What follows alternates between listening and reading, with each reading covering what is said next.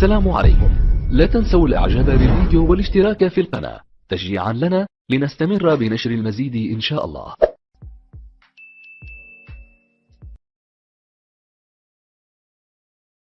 Preaching man with that mic. Yeah, that's me. It looked to me though, you're switching the mic off when you put it on the other geezer, but that might just be me and you have a loud voice.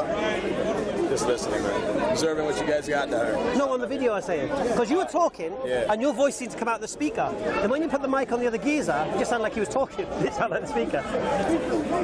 Shady tactic, that one. Maybe. So what's the good news? What are you here for?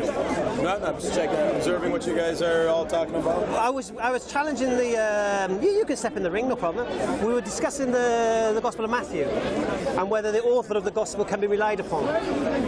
And if the author of the Gospel is found to be a liar or mistaken, then it can't be relied upon, nor can it be the inspiration from the Holy Spirit, because the Holy Spirit wouldn't lie. Would you agree with that?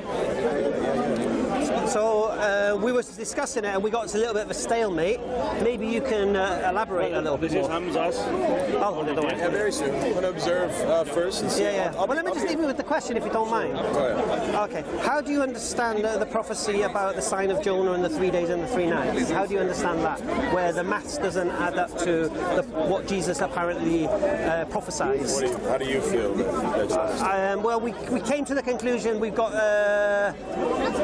3 days and 2 nights. We can't find 3 nights. Okay. And because Jesus was quite specific with the 3 days and 3 nights, we have to question, was this prophecy actually said? Then when we look at the reaction of the disciples when the women came after the tomb and they weren't acting in a way that they were awaiting this. So my question would be, why do you believe, how do you reconcile this? Yeah. I believe it. I know you believe it, but that doesn't mean it's true. I know. But why do you believe it's it? true? No, but why do you believe it's true? Because I believe that it's the Word of God. Why do you believe that? Because I do. No, you don't just believe it. Why you believe in the Quran? Well, no.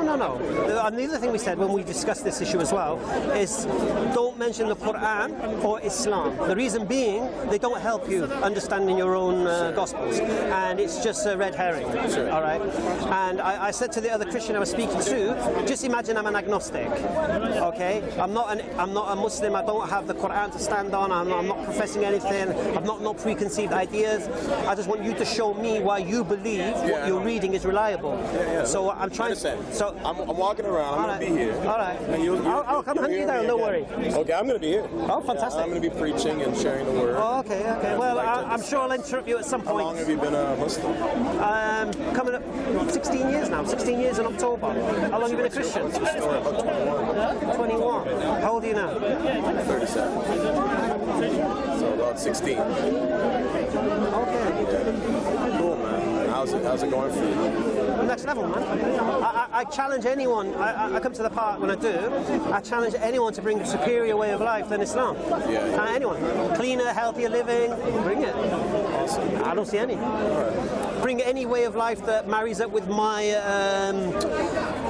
criteria for how a creator of the heavens and earth should be. How did you become a Muslim? What's your story? I said, La ilaha illallah Muhammad Rasulullah. No, I mean, what happened? Like, to be honest with you, my story's long. I've got a YouTube channel, EF Dawa. If you go on there, you can see the full thing. EF Dawa. Yeah. One thing Christians did say to me that, if Christians came to you first, you would become a Christian. I told them straight, I would never fall for that. I could never fall for that idea.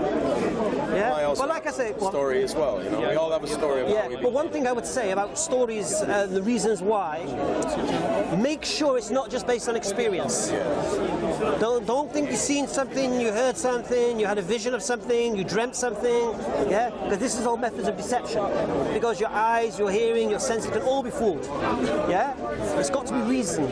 We're in the 21st century here. We don't believe Thor strikes the clouds with his hammer and causes thunder and lightning. We reason in this day and age. This is why Thor no longer exists. This is why Odin no longer exists. Because we've reasoned past that. See, when someone believes something, they have a right to believe it, okay? And they don't even need to have evidence for what they believe, but they need a reason. Now, if that reason is questioned and it seems to be illogical or irrational and doesn't make any sense, and you can show that it's illogical, irrational, doesn't make any sense, and they continue to hold that belief, they're now delusional. You know what I'm saying? So this is why I asked you why you believe what you believe, and you said, just do. It don't work that way. You weren't born believing. I mean, I have reasons. I just want to observe. I know. I'd love to hear those reasons. David, you'll see me soon.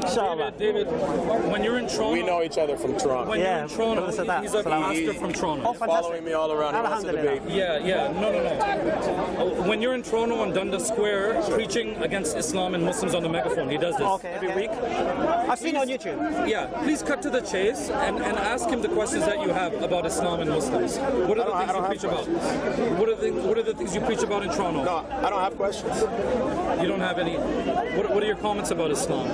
I don't believe in it. What are the things you say? Of course I don't. I don't agree with it. I've seen his second-rate David Wood regurgitated nonsense. I've seen that. Over there, you have a microphone and you invite Muslims to debate you, correct? Sure. You do that. Sure. So now it's the right time to debate. And I will.